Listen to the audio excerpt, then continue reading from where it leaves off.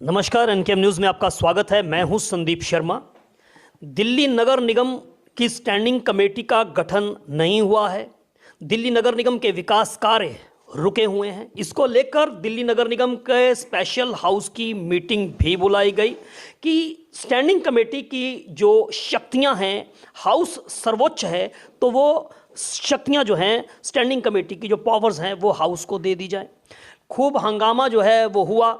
अब जानकारी ये मिल रही है कि दिल्ली की मेयर महापौर शैली ओबराय ने इस मुद्दे पर कोर्ट का रुख किया है। सुप्रीम कोर्ट में उन्होंने एक पिटीशन दाखिल की है जिसमें उन्होंने ये अपील की है कि जब तक स्टैंडिंग कमेटी का गठन नहीं हो जाता तब तक जो है हाउस ही जो है वो स्टैंडिंग कमेटी की पावर्स को एक्सरसाइज करे।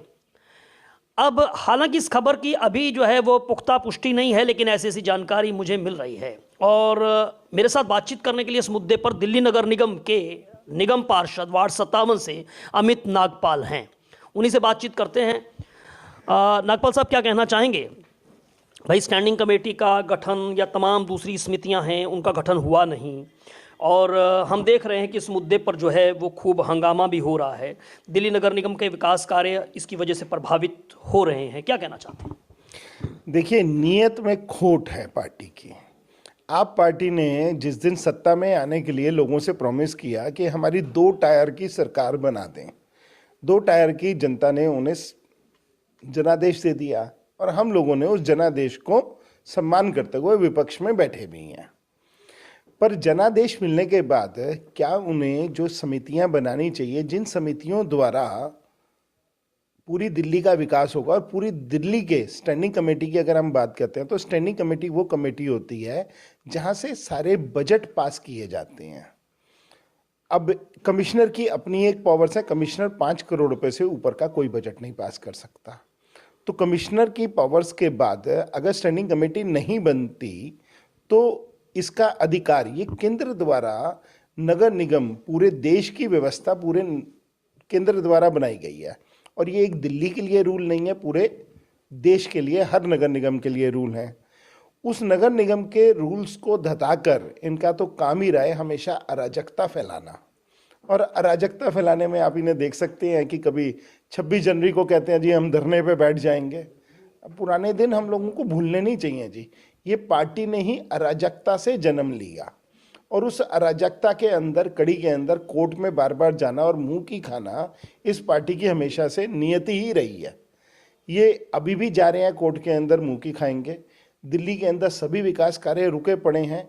अगर मेयर शैली ओबराय जा रही हैं, मेयर शैली ओबराय ने जिस प्रकार से झूठे पेपर्स पे सिग्नेचर किए, जिस प्रकार से उन्होंने सदन के अंदर लाके यह पास किया, और बिना अधिकारियों के वहाँ पे बैठे हुए, बिना कमिश्नर के, बिना जो है अधिकारियों के बैठे हुए उन्होंने इसको आई और 4 लोगों में घिर के आई और कह दिया जी आके कहा कि ये पास हो गया।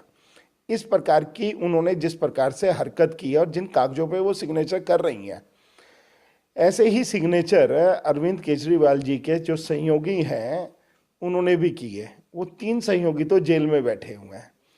अरविंद केजरीवाल जी का नंबर आने वाला है, और मुझे लगता है अगर इसी प्रकार से शैली ओबराय जी काम करेंगी तो उनका अगला नंबर उन्हीं का ही होगा। यानी आपको लगता है कि केजरीवाल जैसे 3 लोग, अरविंद केजरीवाल के खासम खास लोग जो हैं वो जेल में बैठे हैं, तिहाड़ में बैठे हैं, आप ये कह रहे हैं कि शैली ओबराय का नंबर भी लगेगा?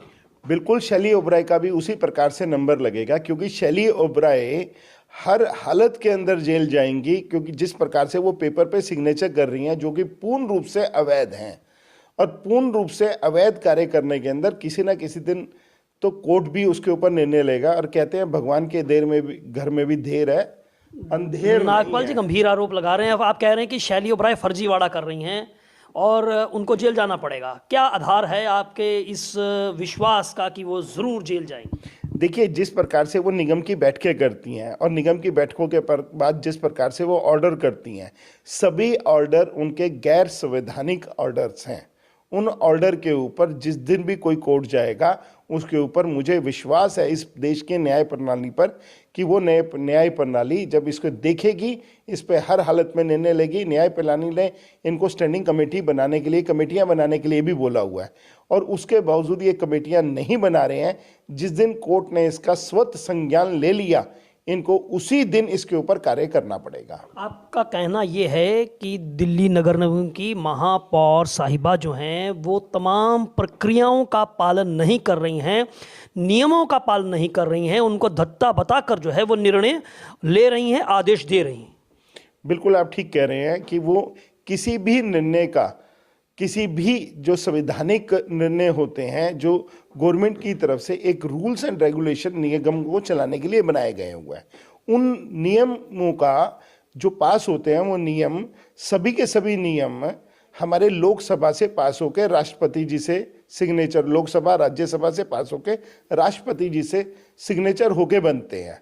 अगर दिल्ली नगर निगम के भी रूल इसी प्रकार बने हुए हैं, वो सभी नियमों को धता रही हैं। कोई विषय नहीं है कि वो धताएं, पर काम ऐसा ना करे अरविंद केजरीवाल जी के दबाव के अंदर कि उनको कल को जेल जाना पड़े। हम तो उनको ये बार बार बात बोलते हैं कि हमारे नेता विपक्ष ने उनको सदन में भी कई बार चेताया है कि बहन जी आप इस प्रकार से ना काम करिए, कल को आपको इन जो निर्णय जो आप कर रही हैं इसके कारण आपको जेल जाना पड़ सकता है।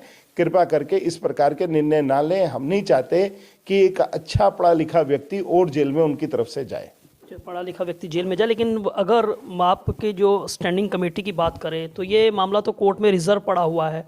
अब इन्होंने इस बात पे आपत्ति भी लगाई हुई कि दिल्ली के उपराज्यपाल साहब ने बिना दिल्ली सरकार की सलाह के जो हैं वो एल्डरमैन नियुक्त किए हैं, उनकी वोटिंग्स को लेकर ही तो वहाँ पर कॉम्प्लिकेशंस हैं कि वो वोट दे सकते हैं नहीं दे सकते हैं।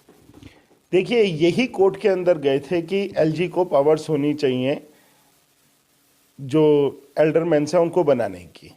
पिछली बार यही कोर्ट में गए थे जब एल्डरमैन बन गए।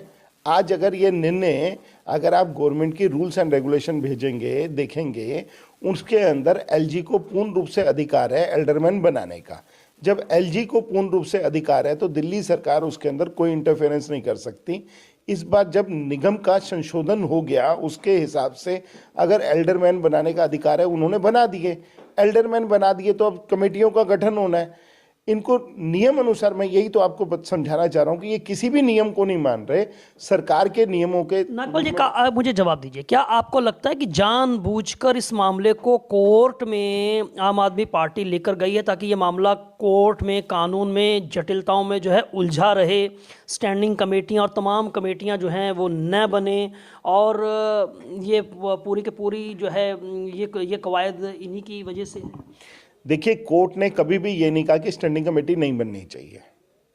कोर्ट ने हमेशा ये बात कही है कि कोर्ट में जब पिछली बार गए थे तो कोर्ट ने ये डिसीजन दे रखा है ऑलरेडी कि स्टैंडिंग कमेटी बननी चाहिए और इसका जिस प्रकार से पूर्ण रूप से प्रक्रियाओं का पालन होना चाहिए, न्याय सम्मत तरीके से उसका पालन नहीं हो रहा कोर्ट की कमेटियों का। जो कोर्ट ने इनको ऑलरेडी आदेश दे रखा है, किसी भी दिन जब हमारी पार्टी इनके विरोध में जाएगी उस दिन इनको, मैं बता रहा हूं कि सजा का सामना मैडम को जरूर करना पड़ेगा। चलिए बातचीत